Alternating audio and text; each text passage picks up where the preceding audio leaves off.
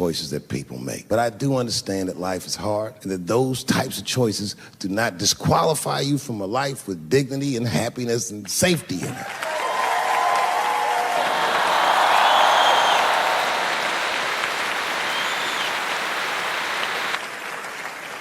But if I'm honest,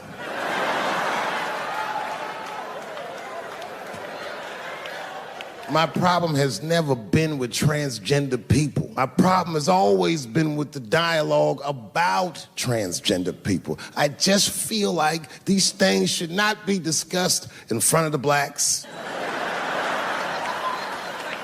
It's fucking insulting, all this talk about how these people feel inside. Since when has America given a fuck how any of us feel inside?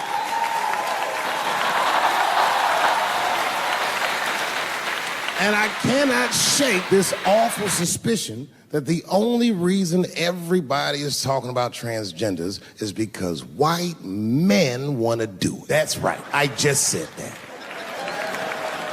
If it was just women that felt that way, or black dudes and Mexican dudes being like, hey, y'all, we feel like girls inside, they'd be like, shut up, nigger, no one asked you how you felt. Come on, everybody, we have strawberries to pick. It reeks of white privilege. You never asked yourself why it was easier for Bruce Jenner to change his gender than it was for Cassius Clay to change his fucking name?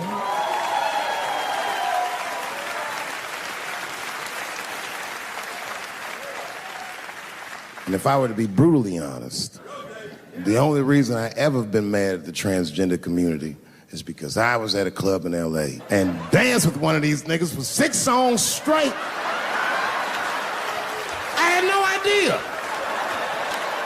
And then the lights came up and I saw them knuckles. I said, oh no! And everybody was laughing at me, how world star. I said, why didn't you say anything? Then I heard that sultry voice. I didn't say anything, Dave Chappelle, because I was having a wonderful time. And I wasn't sure how you'd feel about it. I said, you knew how I'd feel. And she said, I'm going home. I don't want any trouble from you. I said, home? It's only 2 songs left. I mean, we might as well finish the night. And we ended up having breakfast together. I'll grow up, that doesn't make me gay. I just titty fucked her. His titties are as real as any titties in LA. It's 2 o'clock in the morning, I was just borrowing a little friction from a stranger. Whoops! I need you guys to know something. And I'm gonna tell you the truth, and don't get freaked out. This is gonna be my last special for a minute. It's all good. It's all good. Listen to me. I did it in Detroit for that reason. That's right. You wanna know why? Because I talked so much shit about Detroit in the first special, I figured I might as well do the last special here. Sorry about that, by the way. First of all, before I even start, I want to say that I'm rich and famous. And the only reason I say that is because the last 17 months were hell, and I cannot imagine what everybody went through, but I'm happy to see you, and I'm happy you're well, and I hope everyone you love is okay.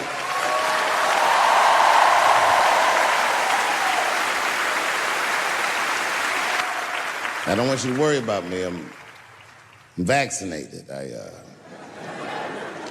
got the Johnson & Johnson vaccine.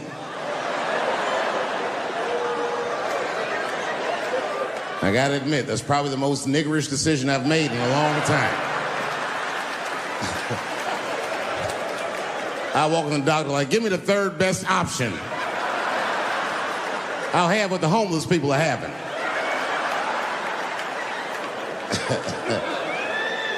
So far, so good. And I know you probably heard on the news, I did get coronavirus. And it was something else. Like, okay, first of all, when the doctor told me I had coronavirus, I gotta tell you, I was surprised how it made me feel. I felt dirty. I felt gross. Because I had been walking around Texas, just touching doorknobs and shit, hands all moist, tipping niggas with cash. Here, take this to your family. I must have killed thousands of people just trying to get tonight's show together. So I hope you appreciate it, because a lot of niggas died for me to get this one off.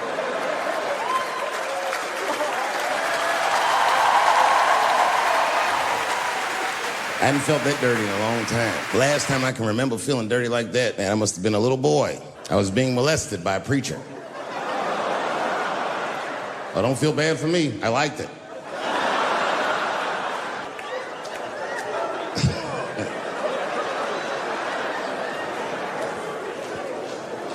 They make you quarantine. I had to quarantine for 10 days at least. They said, you're gonna have to stay in the room. I didn't go nowhere. And it started making me nuts, because I would just sit in the room and watch videos all day. Now, you know what I was watching? And I hate to say this, but there was a lot of videos, sadly, of black people beating up Asians for no reason. Oh, these attacks were unprovoked. I couldn't believe it. And I was sitting in the room watching this shit. It was stressing me out. I was stressed already, because the whole time when you get coronavirus, at least the first 5 days, you wait, see how sick you're gonna get. And it turns out, and this is true, I didn't get sick at all. Not a cough, not a booger, not a fever, nothing. Look at me. I am the Magic Johnson of coronavirus.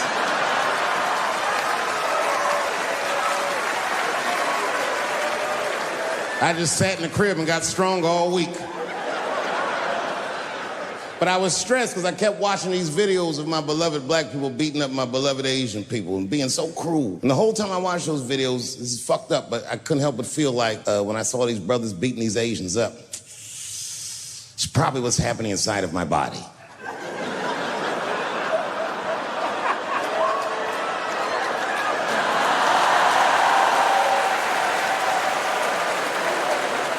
I didn't get sick.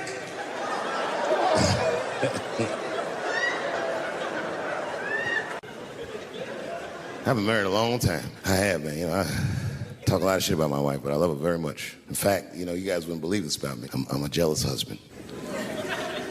It's true. Yeah, let me tell you something. One time I thought my wife was cheating on me. Yes, nigga, yes.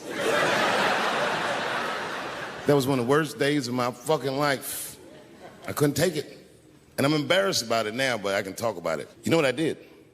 It's fucked up, but I did do this. I waited. I waited for her to fall asleep. And when I waited a long time, she's Asian. I couldn't tell if she was asleep or not. I was looking at her.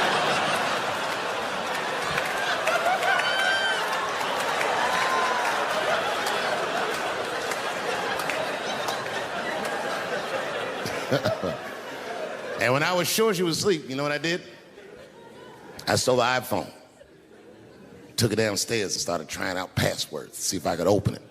I couldn't figure out the password. Then I remembered, it's an iPhone. This shit has facial recognition. I was just like, oh. And that shit opened right up.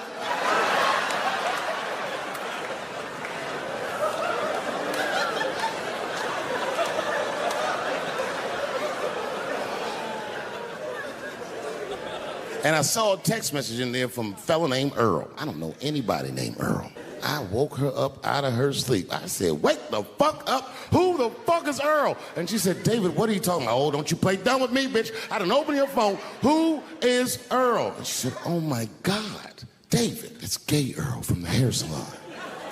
I said, word, what am I, dummy? How am I supposed to know this nigga is gay?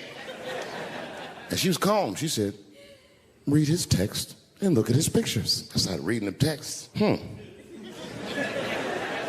This fella sure does spell girl with a U a lot. And I switched over and looked at his pictures, and I couldn't believe it. This fella looked gay and still pictures. His mouth was open in every shot.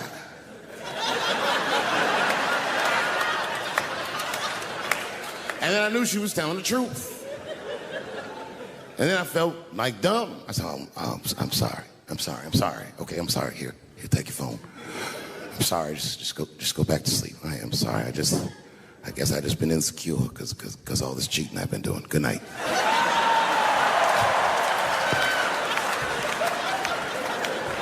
And And she didn't let me leave. She said, well, since you want to wake a bitch up. And then she pulled my phone from under her pillow. I said, what the fuck? She said, who is this bitch in this picture? I said, how'd you open that phone? She said, it was easy, nigga. All I had to do was mash my nose and go like this, and then open right up. I said, what the fuck? She said, who is this bitch? I said, give me that. Oh, girl, relax. That ain't no bitch. This is my friend, Deborah.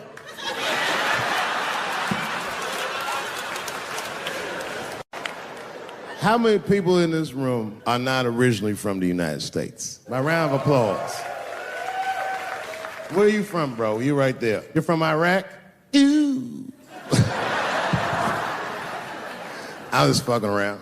How long have you been here in the country? 23 years? Are you a citizen yet? You are? Congratulations, nigga. Congratulations. Well, welcome to this great land. You know, I'm gonna give you a history lesson, because I'm sure this wasn't on your entry exam. But every naturalized American has heard something about what I'm about to tell you. A picture is the early 50s in the United States. This 14-year-old boy goes down from Chicago to Mississippi to meet his extended family for the first time. He'd never been to Mississippi. And before he went, his mother said to him, very pointedly, she said, if a white man looks you in your eyes in Mississippi, look away. And I don't know what you know about black people from Chicago, but they're not a scared people. Legend has it, he was in front of a convenience store, hanging out with his cousins, having a good time, and a white woman walked out of the store, and he thought she was pretty, and he said, bye, baby. Not realizing that he had just made a fatal mistake. 4 days later, a group of adult white men burst into this family's home and snatched a 14-year-old boy out of bed in front of his family that was powerless to stop them, and he was never seen alive again. His name was Emmett Till. They found his body maybe a few days later. It was in a creek, tied to a wheel so it would sink, horribly beaten and bloated. Hideous. And lucky for everybody in America, his mother was a fucking gangster. She was.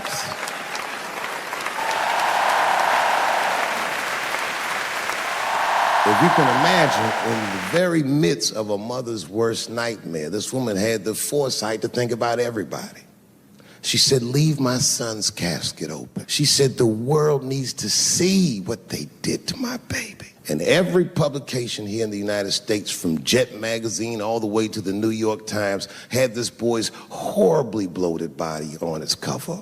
And if our civil rights movement was a car, this boy's dead body was premium gas. This was a very